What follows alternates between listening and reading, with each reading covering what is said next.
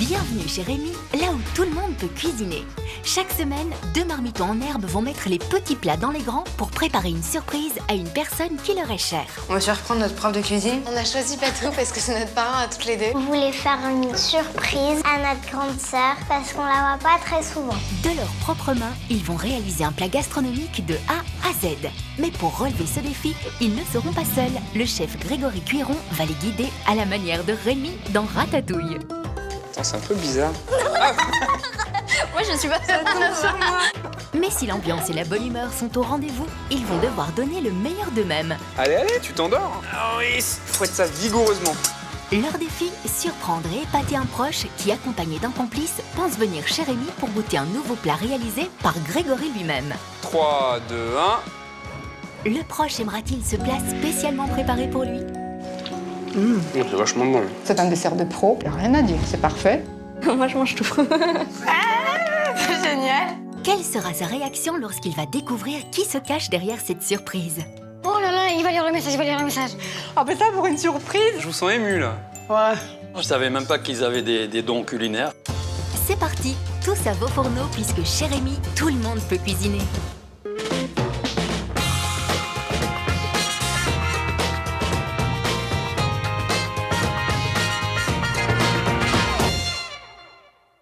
Bonjour à tous, bienvenue chez Rémi, là où tout le monde peut cuisiner.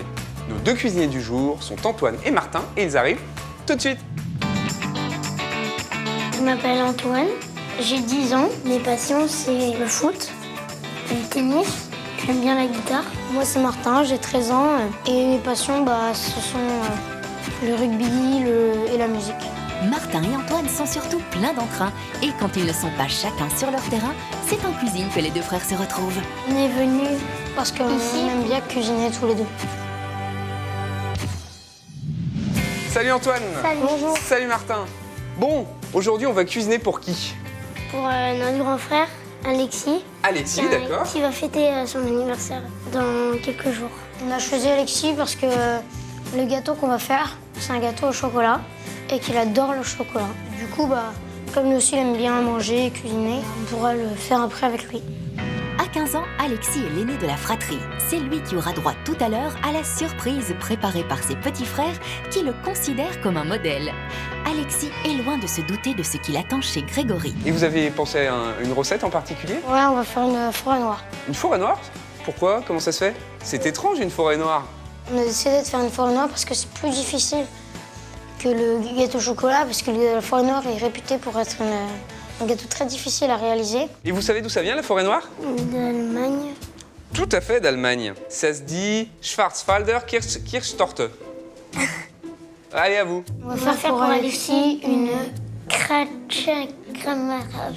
Schweinsteiger. Mais non, ça c'est un joueur de foot. Schwarzwälder Kirschtorte. Et vous lui en avez déjà fait des forêts noires, Alexis? Oui.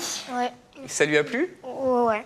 Sauf que en fait, j'ai fait l'erreur de mettre toutes les cerises avec l'eau de vie et du coup il y avait trop d'alcool.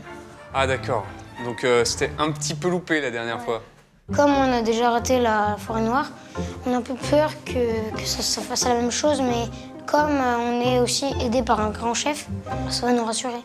Moi, ce que je vous propose, c'est qu'on fasse une petite recette revisitée de la forêt noire. On va garder les ingrédients, toutes les choses qui lui plaisent bien, mais on va le revisiter pour le surprendre, pour faire quelque chose d'original et pour que ça change de la forêt noire qu'il a l'habitude de manger d'habitude. L'idée de la recette, ce sera une forêt noire revisitée avec, au lieu de faire le gâteau, on mettra de la mousse au chocolat et une crème par-dessus. Et cette fois-ci, Martin n'aura pas à doser l'alcool. Il n'y en aura pas dans cette recette revisitée par le chef Grégory.